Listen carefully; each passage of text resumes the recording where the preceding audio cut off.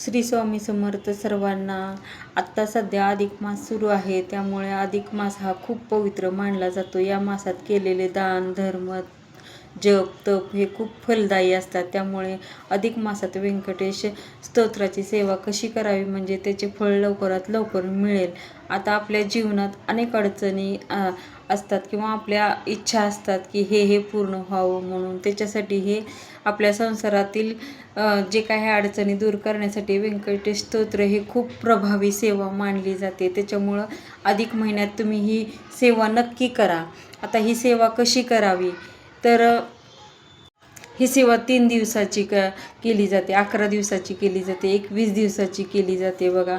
आणि त्याच्यामुळं की नाही आता कुणाकुणाला 3 दिवसाच्या सेवेमध्ये फरक म्हणजे लगेचच फरक जाणवतो, कुणाकुणाला 11 दिवसाच्या सेवेत फरक जाणवतो, कुणाकुणाला 21 दिवसाच्या सेवेमध्ये फरक जाणवतो. त्याच्यामुळं आपापल्या कर्माचा बॅलन्स जेवढा जास्त असेल तेवढ्यात लवकर आपल्याला ह्या सेवेचा प्रभाव दिसून येतो किंवा म्हणजे फलश्रुती लगेचच मिळते. त्याच्यामुळे हे आता आपण कसं करायचं आहे. आता आपल्या जीवनातले प्रॉब्लेम एवढे मोठे असतात की आपण म्हणजे की अडचणीपेक्षा आपण भरपूर पटीने सेवा करावी लागते, तेव्हा कुठं फळ मिळत असते. आता कुठलीही सेवा करताना आपण संयम सातत्य विश्वास आणि मुळात श्रद्धा ठेवणे खूप गरजेचे असते. त्याच्यामुळं कुठलीही सेवा तुम्ही एकदम श्रद्धेने करा, त्याचं फळ लगेच्या लगे मिळणार म्हणजे मिळणारच. आणि हे व्यंकटेश स्तोत्र संसारातील कुठलीही अडचण असू द्या इच्छा असू द्या त्याच्यावर एकदम प्रभावी आहे. त्याच्यामुळे हे सेवा तुम्ही अधिक महिन्यात जरूर करा. आता ही सेवा कोणी करावी तर कोणीही करावी. ही सेवा कोणीही केली तर चालते. तुम्हाला जमत असेल 3 दिवसाची करा, तुमच्याकडे वेळ असेल तर 11 दिवसाची करा किंवा तुम्हाला 21 दिवसाची करा सेवा. त्याच्यामुळं काही अडचण नाही. आता तुम्हाला कुठलीही सेवा म्हणजे तुमच्या म्हणजे प्रमाणे सोयीस्कर असेल ती सेवा तुम्ही करू शकता. तुम्ही जेवढी जास्त सेवा कराल ना त्याच्या 100 पटीने तुम्हाला फळ मिळतं बघा. आता या सेवेला कुठल्याही दिवशी सुरुवात केली तरी चालू शकते बरं का. आता तुम्ही हा अधिक महिना आहे त्याच्यामुळं प्रत्येक दिवस हा चांगला शुभच आहे. त्याच्यामुळे तुम्ही कुठल्याही दिवशी सुरू करू शकता. आता तुम्हाला कोणाला जमत नसेल किंवा घरातील कामं जास्त असेल तर तुम्ही 1 दिवसाची सेवा करू शकता आणि ज्यांच्याकडे वेळ आहे त्यांना 3 दिवसाची सेवा करू शकता. आता ही झाली सेवा किती दिवसाची करायची ती, पण ती सेवा आता कशी करायची ती बघूया. आता ही सेवा सुरू करताना पहिल्यांदा तुम्ही घरात मांसाहार टाळायचा आहे. आता तुम्ही जीव तोडून सेवा करणार आणि घरात मांसाहार होत असेल तर त्याला काय उपयोग आहे.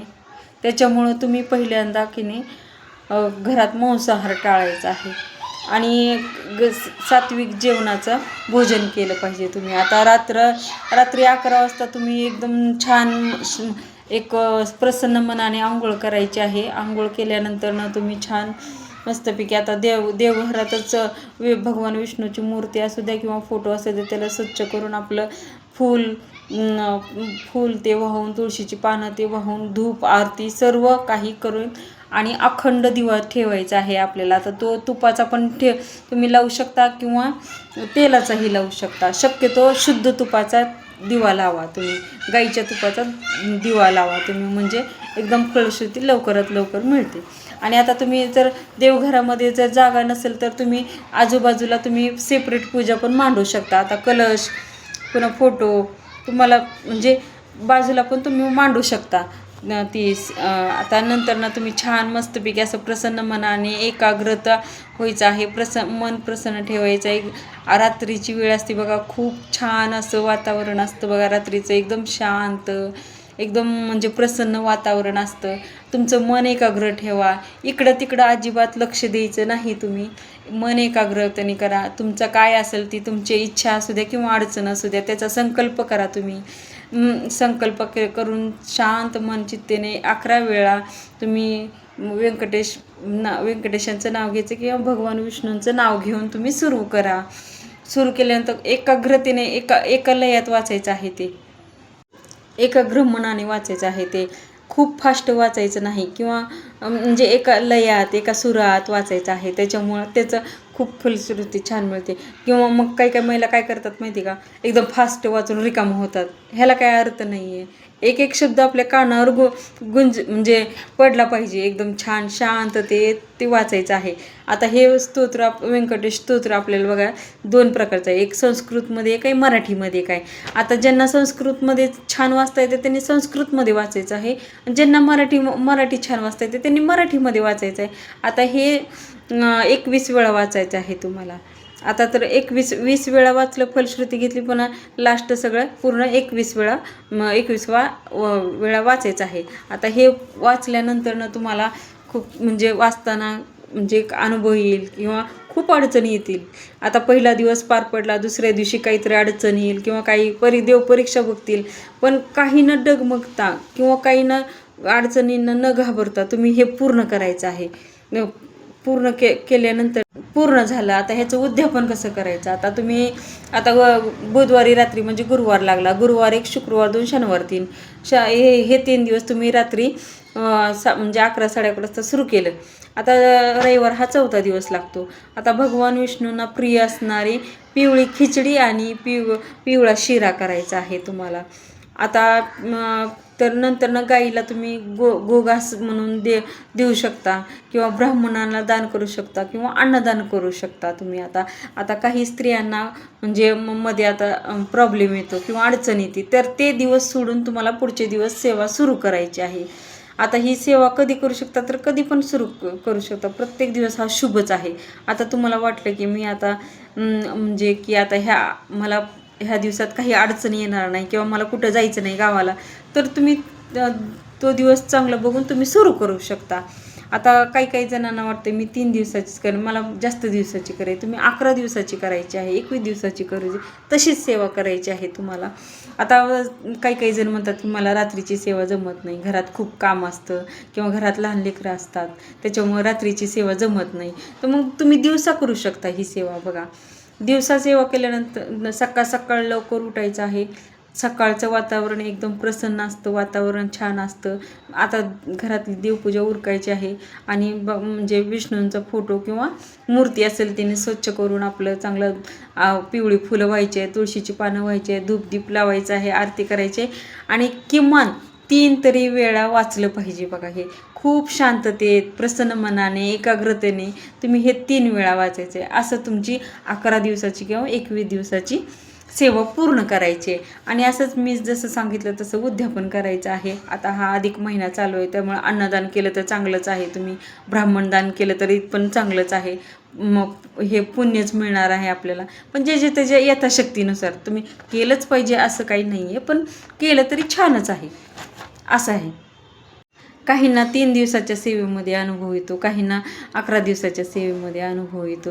आपलं म्हणजे कसं असतं माहिती का, कर्माचा बॅलन्स जेवढा जास्त असेल ना तेवढं आपल्याला लगेच्या लगे फलश्रुती मिळत असते, त्यानुसार आपल्याला फलश्रुती मिळते बघा. आणि आता आपण की नाही छान मस्तपैकी आपण प्रसन्नतेने सकाळची पण सेवा करू शकता, संध्याकाळची पण सेवा करू शकता. नक्की म्हणजे नक्की ह्याच्या संसारातील कुठल्याही अडचणी असू द्या, इच्छा असू द्या, तुमची काही पण ते पूर्ण होणार म्हणजे होणारच पूर्ण.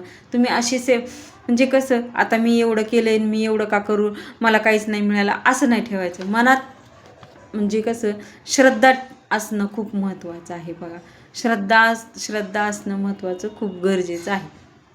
ही सेवा पूर्ण झाल्यानंतर तुम्हाला एकदम मन प्रसन्न वाटेल, तुमच्या घरात एकदम सकारात्मकता आल्यासारखी वाटेल, एकदम छान प्रसन्न वातावरण, आनंदित वातावरण वाटेल. हे सर्व व्यंकटेशाची कृपा आहे. व्यंकटेश खूप परीक्षा पण घेतात बघा. तुमचं आता जी तुम्ही सेवा सुरू केली ना, ती सेवा करताना तुम्हाला खूप अडचणी पण येतील, पण त्या अडचणींना न डगमगता न ही करता ही तुम्ही सेवा पूर्ण केली पाहिजे. म्हणजे तुम्ही परीक्षेला किंवा तुम्ही घेतलेल्या म्हणजे अडचणीला तुम्ही एकदम मात करून ती सेवा पूर्ण केली पाहिजे. हे करत असताना कुठले नियम पाळायचे, आता तुम्ही 3 दिवसाची सेवा करा किंवा 11 दिवसाची करा किंवा 21 दिवसाची करा, त्याच्यात ब्रह्मचार्याचं पालन करायचं आहे तुम्हाला. आणि परान्न खायचं नाही, परान्न वर्ज्य करायचं आहे. आणि सात्विक भोजन केलं तरी चालतं किंवा कुणाला कांदा लसूण वर्ज्य करायचं आहे त्यांनी करू शकता. असं काही नाही आहे की ती वर्ज्य करावं, फक्त मांसाहार टाळावं असं आहे. वर्ज्य करायचं असेल तुम्ही करा, सात्विक जेवण घ्या. आणि अशाच तुम्हाला आता मागं उद्यापन जसं उद्या पण मी मागे जसं सांगितलं तसंच करायचं आहे.